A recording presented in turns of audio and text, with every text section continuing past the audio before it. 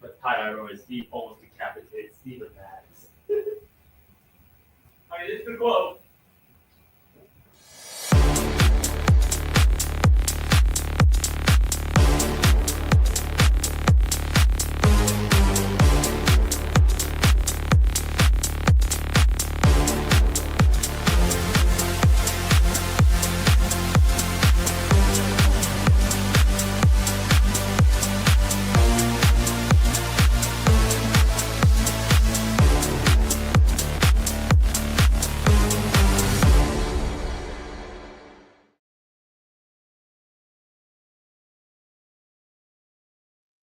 Days away from opening day here in St. Louis. Welcome on into Cards Hub 365, presented by Gray Bar on Sports Hub STL. I'm Joe Roderick, joined alongside by Brenden Schaeffer. And Brenden, yesterday, after everything that we talked about regarding the Cardinals' opening day roster, Ali Marmol goes out there and puts together a starting lineup for their game against Memphis that gets everybody talking once again with the construction of what we assume we will be seeing Thursday afternoon in St. Louis. Man, I didn't see all of that coming, I got to be honest. I mean, there were some changes, certainly, from what we had seen previously in the spring. Like some of the times we saw Newbar at the top of the lineup, but it was usually on a day that Mason Wynn had off or he was ailing with the wrist, and so he wasn't in there, which you could have, kind of shooed away as, okay, that's the reason that they're doing it this way. But I think push finally came to shove, and they said, look, this is one game before the season. Let's really find out what we're going to roll with. And we saw Mason Wynn get bumped down from the leadoff spot down to number 9. We saw Lars Nootbaar is going to be your leadoff hitter. We saw that they're going to continue to prioritize the alignment that includes a left-right, kind of oscillating back and forth with the handedness where possible, which bumps Contreras up to 2. We could talk about whether we see Brendan Donovan as a more traditional number 3 hitter, but whether he is or he isn't, that's where he's going to be slotted in, it would appear. And then everything else kind of falls in behind there. You've got 2 guys at the bottom of your Cardinal lineup now in Victor Scott II and Mason Wynn, who, maybe they haven't displayed the highest on-base percentages that they'll ever show in MLB just yet, but there's some dynamic elements to both of their games that could be exciting at the bottom of the Cardinals order as well. So maybe didn't see it all coming, Joe, but I'm kind of liking what I saw. I can talk myself into it. I after texting with you when it came out and then looking it over again and again and kind of putting all those pieces together that you just mentioned, I'm on board with it. And I do think that, then listening to Bernie this morning too and talking about Mason Wynn last year when he did bat 9th and kind of what those numbers look like when he batted 9th as opposed to when they did move him to the front of the lineup, you kind of get a sense of that is, one of those cases that you hear it a lot. Oh, it's like a second leadoff guy. Essentially, yeah, you have your 2 probably fastest guys on the team are down there in that 9, that 8-9 spot, to where it could be a lot of fun with those guys at the top. It definitely could. And I think even in the middle, there's always going to be questions. There's nothing that we're ever going to say is guaranteed, and especially after a season where the Cardinals finished 22nd in runs scored in MLB. But I look at all of these 9 players and ask myself, as we've kind of done this exercise moving through the spring so far, like, which of these guys are going to really be below average? Which of these guys are going to struggle? Because if the answer is, well, maybe just 1 or 2, you're going to find that the Cardinals lineup, I think, can be pretty productive. And 1 through 9, like last year, if we just go based on last year, where they finished 22nd in runs scored, you still add in lesser plate appearances in terms of the amount that these guys played. 7 of the 9 players listed in that lineup last night in Memphis had an OPS plus of 100 or better. So they were all at least league average or above. And then the 2 guys that weren't were Jordan Walker and Victor Scott II, 2 guys that you think can certainly provide more pop, more value offensively than they did last year. This could be a very balanced lineup 1 through 9 in the way that we look at the total numbers at the end of the season. That's sort of the way that I look at it. And there's nobody, and again, you and I kind of sat here yesterday and we go over the idea of a starting 10 that you're going to rotate through. And and just kind of how that looks and what that'll look like night to night, what that looks like for giving guys days off, and what that looks like for just the rotation of defense. And I go back to, I know that we call you the ultimate homer on the sports Hub staff. Okay. But if that's the case, though, trust me, I try to be as optimistic as possible going into it every year, because for what it's worth, it's a lot more fun when the Cardinals are good. Yes. And that's just from our job standpoint. Sure, the clicks and the listens might be better when they're bad, but when they're good, it's a lot more fun to do what we do every single day. And I can sit here and I can look at all of these guys and I can say, okay, every one of these guys belongs in the major leagues. I think their talent is definitely one that belongs in the major leagues. I want to see the career years, and I want to see that special story of this run that they go on, and winning games and going on these streaks and making it entertaining, because that's essentially it's a form of entertainment. And that's what I want to see is all the names that you just mentioned. I want to see the numbers go to what we expect these guys to perform to. I agree with you. We all want that. And whether or not we see the ceiling performances from anybody this year, I think is a fair question. Who's your top couple of bets for guys that you think can have a ceiling and they're going to hit on it this year? Because for me, like 1 through 9, I think Contreras is your best hitter. I'm actually buying into Lars Nootbaar. If you're talking OPS plus, I think Lars Nootbaar can finish right behind Wilson this year, be the second best hitter in the Cardinal lineup. But then with it being like Donovan, Herrera, Burleson, Arenado, I think all those guys can be anywhere from 5 to 10 to 15% above league average. Now, is that enough? Having a bulk of players that are maybe just a little bit better than the norm and only a couple guys, 1 or 2 carrying you, is that enough? I think that's going to depend on what you see from those 2 guys at the bottom of the lineup too, Joe. But that's kind of maybe the way that this could break down for the Cardinals this year.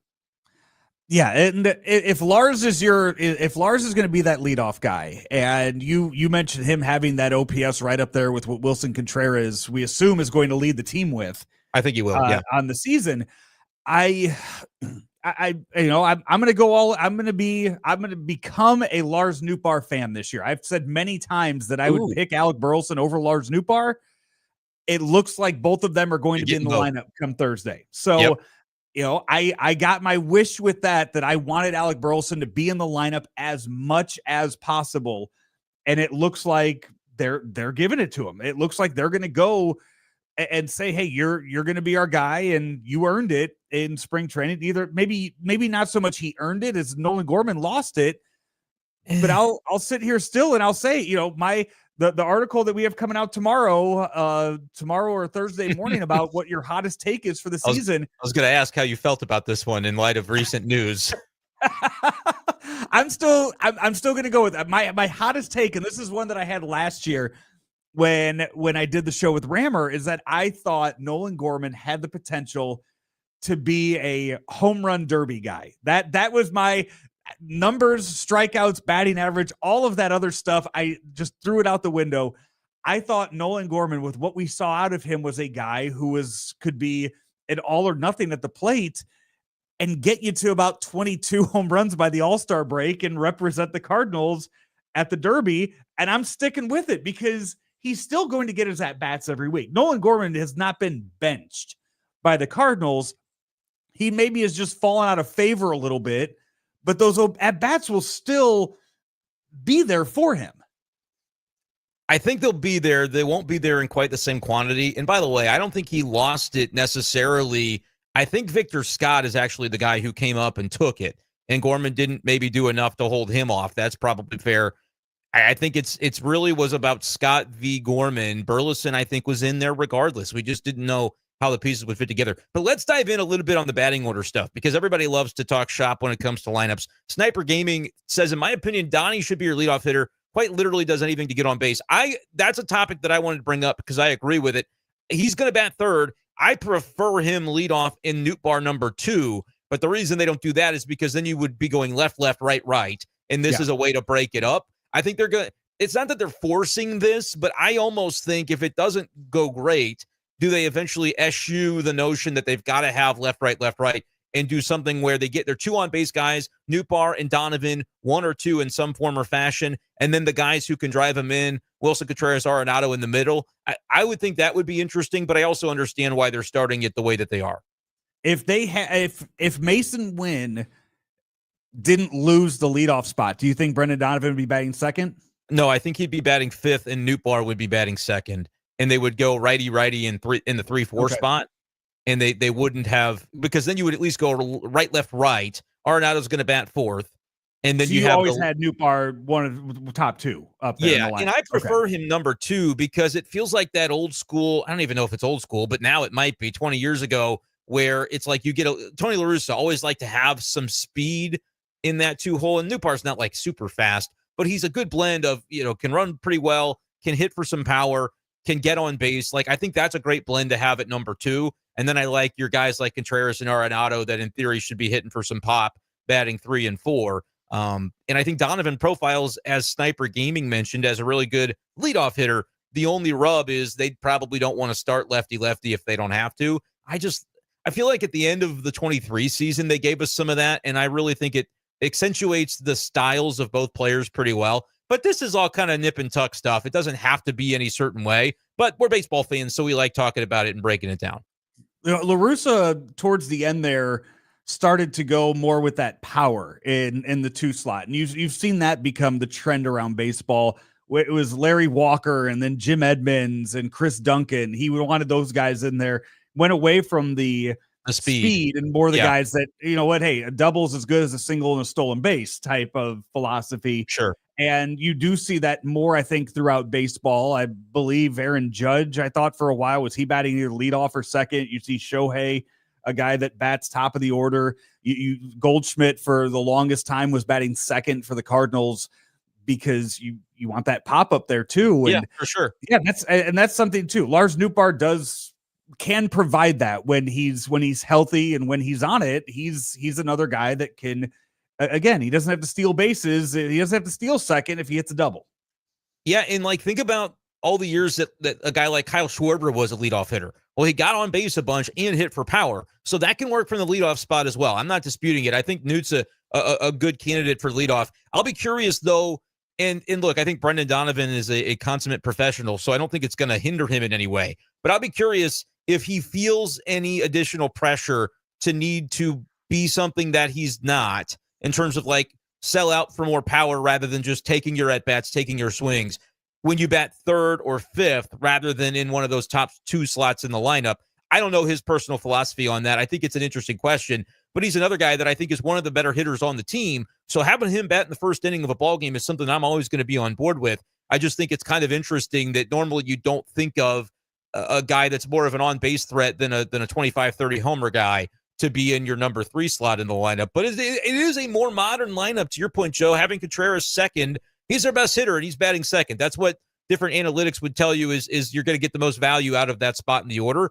And so it strikes me as a very modern type of lineup for the Cardinals. But to the points that are being made in the comments, none of this matters, again, if you're in the top 10, or pardon me, the bottom 10 in runs scored. So it's just going to have to be, does this group hit? Does this group produce runs or not? And from there, we will decide whether it's a good lineup or a bad one. I just think they're going to start it this way, and we'll kind of see where the chips fall from there. And there's so much to the theory too that you'll hear some people. I'm not crazy about this. The theory of leadoff hitters don't matter after the first inning, because then after the first inning, everybody's it's leadoff hitters all around, and it's different every inning. But when you do look at this lineup, and you look at a guy like Donovan, who is not your traditional 3 hitter.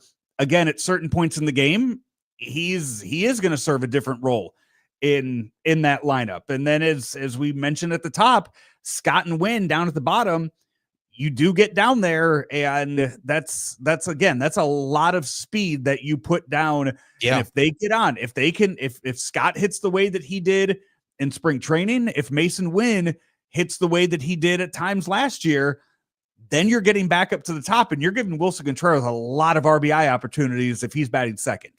Well, honestly, I kind of take it in smaller chunks where I think it's very applicable to talk about the bottom of the order. Maybe get those guys to be 300 and above on base, and then you can kind of go from there. That's not a big number, but it's a number that they didn't reach last year.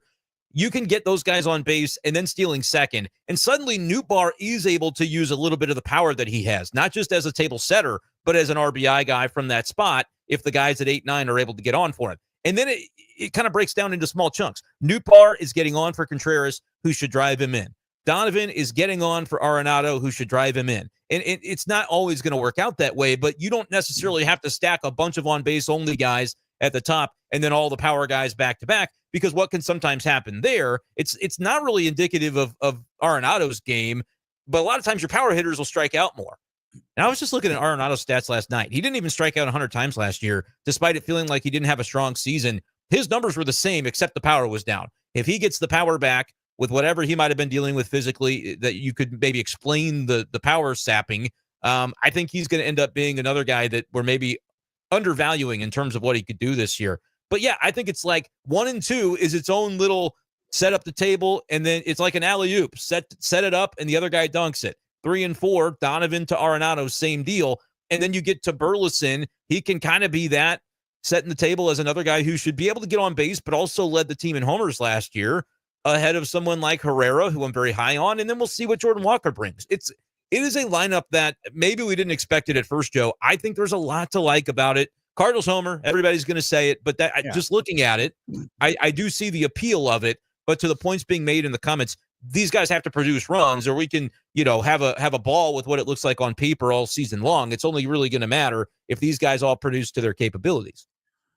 Last year, we saw Mason Wynn start the season batting ninth. And I want to say it was sometime mid to late May, I think, is when they finally made the change to move him to lead off. And then from there, he was lead off the rest of the year. What do you think? What kind of start to the season do you think it would take for Victor Scott to get moved up in the lineup, knowing that he produced at the plate in spring training? Yeah, I mean, I think if he produces like he was in spring, they're not going to bat him at the bottom third of the lineup for very long. Now, whose spot is he taking? Do you consider going Victor at the top with Newt sliding in as the lefty batting third, and then Donnie down to 5, Burleson maybe to 7 behind Herrera, and then you break up Walker and Herrera that way? I mean, you could see that, but it's almost kind of like a hierarchy right now, where of the lefties in the lineup, I think they expect the most of Nootbaar, next most of Donovan, next most of Burleson, and then of the 4, Scott kind of has maybe the lowest expectations of the 4, which is not to say that they don't have expectations for him, but I think that's the way the hierarchy goes. Because of the speed element that he brings, you could see Victor Scott vaulting all the way up to that first lefty in the lineup, which happens to be leadoff, and everybody bumps down a rung on the ladder if he puts it together. But I think he's going to need to put the Cardinals in a position to say, you know what, your on-base percentage is close enough to Nootbaar that we're not losing by moving you to that slot. And in fact, we'll be able to take advantage of your speed. That's why his OBP doesn't necessarily have to match Nootbaar's. It just has to be close enough to where it entices them to use his speed in that regard. And then maybe you bump all the other lefties down a rung in the batting order. But either way, I think right now he can almost be used as the second leadoff guy when he's batting 8th or 9th like he is.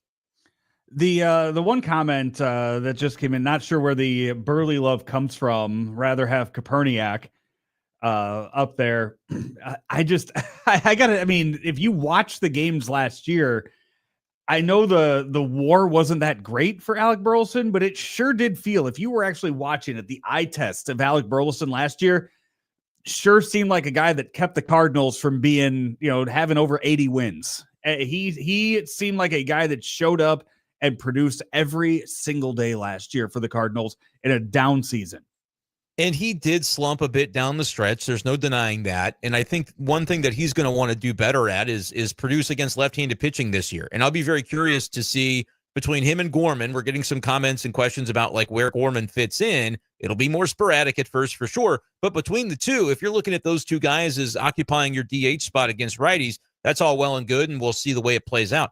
Against lefties, I'll be very curious to see what happens. Do either of those guys get some priority, or is it strict platoon where if you can fit another righty bat in the lineup, you're going to do it, whether that's Pajes catching and Herrera DHing, whether that's Herrera catching and Luken Baker DHing. How is Oliver Marmol going to handle that? That traces back to a question that was asked of Ollie Marmol first couple of days of spring when we're talking about, hey, Newbar center field, prioritize offense or defense in your lineup. What are you guys going to do? And this was all before the Victor Scott emergence happened, so we really didn't have that being an answer, which is hopefully he can be both offensive and defensive punch for the Cardinals by being their center fielder. But Ollie said that conversation is really going to have to be something ongoing between the field staff, the coaching staff, and the front office in terms of long-term thinking versus short-term thinking. How do the Cardinals want to approach a guy like Alec Burleson? Is he going to be somebody who they're comfortable saying for the next 5 years, he's going to be a really, really good hitter and in the lineup every day against righties, but he's a platoon guy. You're not really going to see him start against lefties. Or do they need to develop that for him and say he can turn into an everyday threat? We'll play him against lefties too. In this transition year, those are the types of conversations that are going to be happening, and it's not going to be easy, Joe, because they're also going to try to prioritize Avon Herrera to get the at-bats that he needs, and Luken Baker potentially as well when they face lefties. So that's a curiosity of mine that I don't think we have quite an answer to yet. But if I had to guess, who's taken over as the Pobo next year? It's Chaim Bloom. He comes from Tampa Bay originally, where they were like one of the first teams to really maximize the notion of a platoon. That might be the modern direction of the game. Players may not love it. You may have to have a manager that can articulate and explain to the players their roles and why they might not be in there each and every day, but it's for the betterment of the team. If I'm thinking of a Chaim Bloom run team, it feels like platooning some of those guys, Joe, could be the way that this goes, but do they want to find out and give Burleson that opportunity to disprove that he's only a platoon guy here in 2025? I'll be very curious to see the way that shakes out. You know how you get more at bats for Gorman, right? You start Newbar in center, and then everything else finds its way to fit in there. You could, and then Joe Roderick would be winning the bet that we didn't actually make. We didn't make it. No, we never settled on an actual by when it would be there. Yeah. But let's say, okay, you seem to be of the mind that Lars Newbar in center field isn't a half bad idea. What happens to Victor Scott? No. Don't. Right? I'm not campaigning for it. I think it's going to happen. I think maybe a lot more than I think you think it might happen with the construction of the lineup or the roster. Give me center field starts for Lars Newbar in 2025. What's the over under? You set the line. I'll take a side. I think that I'll just stick to the first 4 series of the season. I'm going to say he starts in center field. I'm going to say over 2.5. And that's like 12 or 13 games. 12 games. 12 games. Yeah. I would take the under 2.5, I think, on that. But I'm also curious, and it is hard to say full season because injuries are going to change the availability of players. Right. And that's why I won't go full season. Yeah. That's fair. But if I had to guess, center field starts for him, again, unless your other center fielder gets hurt, I'm thinking it's in the single digits. I just don't see it being a huge point of emphasis unless Nolan Gorman really takes off in the few opportunities he gets, and they're like, we've got to put him in there because he might be showing us that he's actually that guy we want long. That's why this Cardinals season is so compelling. Joe, I disagree with any Cardinals fan who says, I've never been less interested. This is going to be the most boring season. I think they're finally going to see some different things, and we're going to find out about some of these guys, even if it doesn't look like it on the surface. I think if you're paying close attention, you see the markings of what could be a very revelatory season when it comes to the future foundation of the organization. Chaim Bloom's not calling the shots this year, Joe, but he's going to be watching. And I think when you get to the offseason, you're going to start to build out, okay, ownership. What do we have to work with financially? This is our budget. Okay, who's our core? Who do we need to sign that extension? Who do we need to, some of that could very well be happening on the back of whatever these guys do in 2025, which to me makes the season very compelling, whether it means they're a World Series contender or not. I think it's interesting nevertheless. This is Cards Hub 365 powered by Gray Bar. If you're still suffering from supply chain issues and they're disrupting your operations, have no fear. Gray Bar has you covered. You can rely on their nationwide logistics network to get what you need, where they need, when they need to get there, and all within budget. Gray Bar, a trusted and leading North American distributor of electrical communications, data networking, and industrial products. They literally support products of any industry, and they serve as the vital link in the supply chain, adding value for customers and suppliers with innovative solutions and services. Here's what you need to do. Visit graybar.com to start an order today. That's graybar.com, and fix those supply chain issues with Graybar, your distributor for electrical and data comm needs. Joe Roderick, Brenden Schaeffer with you here on Sports Hub STL for a few more minutes on this edition of Cards Hub 365. And Brenden, this is your last time on the show until opening day. And I saw today on Twitter that you started your little poll question of your audience on Twitter to see what the fans think is going to be the end result of the 2025 season.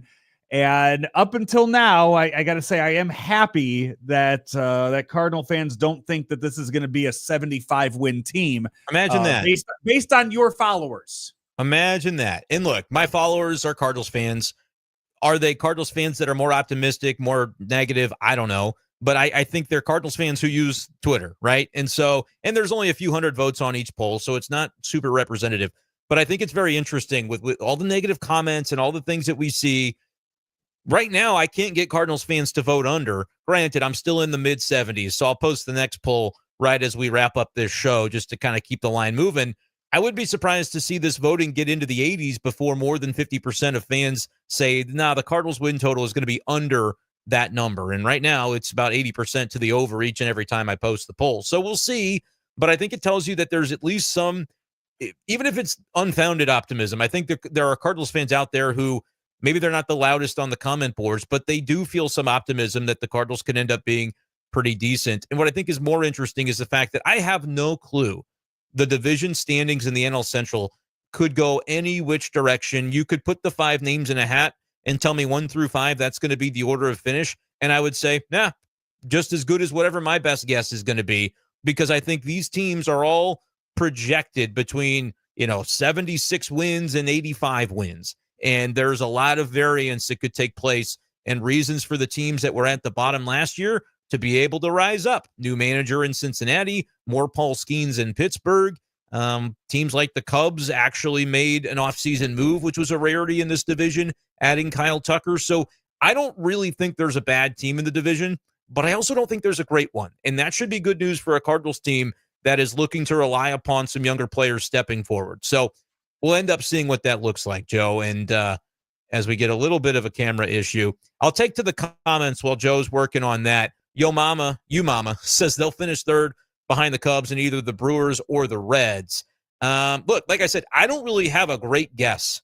I don't have a perfect answer as to the order of finish. I hesitate to put the Pirates last place. If I had to pick, I would probably say the Pirates end up in 5th, only because I know Jared Jones injured right now. They're starting the season without Bubba Chandler in the big league rotation.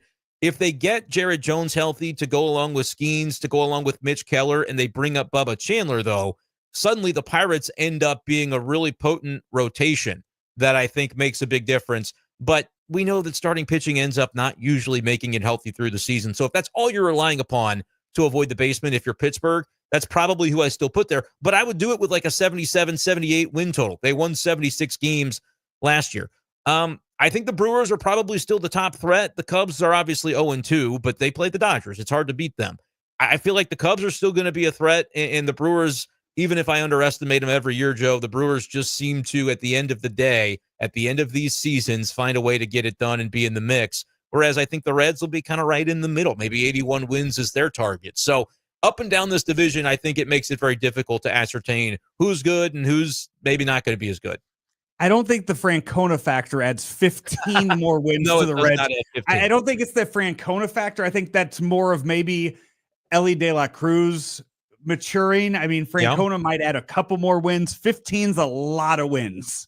They won like 78 or so last year, so that would be putting them well above 90, which I don't necessarily anticipate. But if they get a healthy Matt McClain, Spencer Steer to go with De La Cruz, like they've had some injuries that hurt them the last couple of years, where they've had offensive players they were excited about, and then guys will just miss half the season or more. Their rotation is where I'm kind of interested. Do guys like Nick Lodolo stay healthy and step forward? I'm very high on Hunter Green being able to have a big season for the Reds. So, like, they're very much in play because of the managerial boost they might get, but that might be more close to 3 to 5 games specific to Terry Francona rather than like 15 just because of his addition. Well, while you were going over that, and I was fixing an exhausted battery, I was also looking at what DraftKings had as the Cardinals over/under win total. So right now, your poll question that you have up on Twitter, you have made it to 74.5 wins for the Cardinals. And that is right around 80% is fans are saying that, yes, they believe 80%. 80% of the fans think that the Cardinals are going to win over 74.5 games. Do you know what DraftKings has as the Cardinals over/under for the season? I don't. I imagine it's a little bit higher than that, but it might be 76, 77.5. 76.5 is what DraftKings has listed for that. So, all right. That's what we have. That's what Vegas has it set at. I'm posting that next poll. You can go vote right now on 75.5. But Joe, if it sticks at 80%, that tells me all these people should be those who participate should be heading to the sports book and going, hey, if I'm this optimistic, maybe the over is the way to go on that. But I that's why we do these polls, because I'm curious actually what fans think, not what the loudest commenters think. So you could also if you think the Cardinals are going to be well above 500 this year, if you think they're going to win 87 or more games, you can get that right now at plus 370. If you think they're going to win 4 more games than they won last year, then you can get that at plus 370. If you think they're going to be real bad, though, if you think that they're, again, right now where you had it set, 69 to 74 wins was at plus 360. Also, if you think they're going to be real bad and win 68 or fewer games, you can get that at plus 475. So if you're just sitting here and you are just hate watching any Cardinal talk because you think that it's just going to be a miserable season, you could get it at plus 475. That they're under, what do you say, 68.5 wins, 68 wins or fewer. Yeah, I think it's going to be neither of those personally, but like that's why you're giving those stats out for those who might think it's going to be one extreme or the other. I think it'll be somewhere in the middle, but there's definitely variance on both ends for this to be an outlier season. And I think it's just going to depend, if it's in the bad direction. Sonny Gray probably didn't stay healthy or didn't perform. Palante probably regressed. And the prospects that you're hoping to pitch well didn't necessarily jump up and take the mantle. They weren't quite ready to, as much as we had hoped they would be. Versus what if all that kind of turns in a positive direction and the lineup that we're looking at 1 through 9 does have mostly above average hitters, and you have a couple of outliers that turn in all-star caliber campaigns. Suddenly you could see, as long as you get a little bullpen help, which you need, you could see the Cardinals being on the higher end of that win total. So that's why I do these polls, because I don't know what people think until I ask them. I'm going to call out just one viewer we have here saying that their guess is between 76 and 84 wins. I'm going to need a smaller gap. I think he's right. That's 8 wins right there. I'm going to need a smaller. I need a smaller gap and an 8-win cushion for that. Clint never said he was being bold, but that's his take, and I think it's fair. It's a safe take, but I think that's probably pretty close. Well, he never said he was trying to be the bold prognosticator over here. My guy Clint is just throwing out his opinion. He says, though, everything has to go right for the Cardinals to reach that 84. But I also, I could see a world in which things go wrong and they still manage to get to that 76. So, yeah, I mean, it's definitely a wide range that he threw out there, but I don't think it's wrong. It's just not very bold. He's given us 82. There you go. He's going there, and he's saying they're getting over 500 on the season. But if you're an optimist and you got $5 to $10 to spare, and you can get plus 370 on DraftKings for 87 wins or more, like some people might have already gone out and done. Which is fine if you did that, Joe. But does that actually mean you think they're going to win 87 games? You could make that wager and still not believe on an even plane that they're going to do it. You're doing it because the odds are very favorable. What's your actual? I think that the guy that's going to be on the bench to start the year, I think, is going to hit over 30 home runs for the team, maybe 35 to 40. That is so. I mean, if that happens, you're probably not far off with that 87. Exactly. Because I think that would be a really good boon for the Cardinals. But what's your actual prediction on win total? Because you're calling me the optimist. I do think that, yes, they're around 86, 87, fighting between 86 and 88 for a wild card spot. I think a wild card spot, when you look at what it was last year, you had your two stars last year that were just so bad. And Arenado and Goldschmidt had such bad seasons for those two to be your stars. And then with the injuries that happened to Contreras, it just, the things that could have gone wrong did last year, and they still won 83 games. Yeah. What I will say is I think Ollie managed the bullpen really well, and they got key bullpen performances in those one-run games, and it was an outlier. Like if you got average performances, which sometimes can just come down to luck, a ball bouncing through, a ball not bouncing through, I think they were on the favorable side of those close games last year. Yes, in part due to managing of it was effective, but also the guys performed. Helsley, Kittredge, Romero were really strong. And a lot of times that's all you needed if you got a game where your starter went 6. So I would say it's not automatic that they just wake up and roll out of bed at 83, but my prediction is probably around 84 or 85. I think right now, I'm not sure unless they get some help from just a very leveled off National League that they find their way to a wild card. But I do think they're above 500 if I had to call my shot today. But just to be clear on like whether I'm the optimist, I think my total would be lower than yours if you're saying 86, 87. Yeah, we will. We'll get your official total on Thursday when you hop in as part of the Cards Hub 365 opening day edition of the show.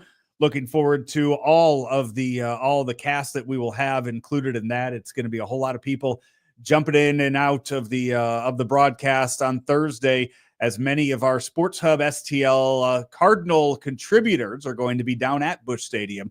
So looking forward to the show then. All kinds of Cardinal content up right now. The Vince Coleman interview with Randy Carricker and Brooke Grimsley yesterday. Bernie Miklasz with his articles and his shows. That's available on sportshubstl.com. Just go right to the Bernie Hub to find everything that you want. Plus all of the other writers, Brenden Schaeffer included, there at the Cardinal section of Sports Hub STL. That's going to do it for our show today. Follow Brenden on Twitter and get in on the poll questions that he's throwing out there, and figure out where that's going to reach about 50-50 on that for expectations for the season. But until then, that's going to wrap it up for us here on Cards Hub 365. He is Brenden Schaeffer. I'm Joe Roderick. We'll talk to you next time right here on Sports Hub STL.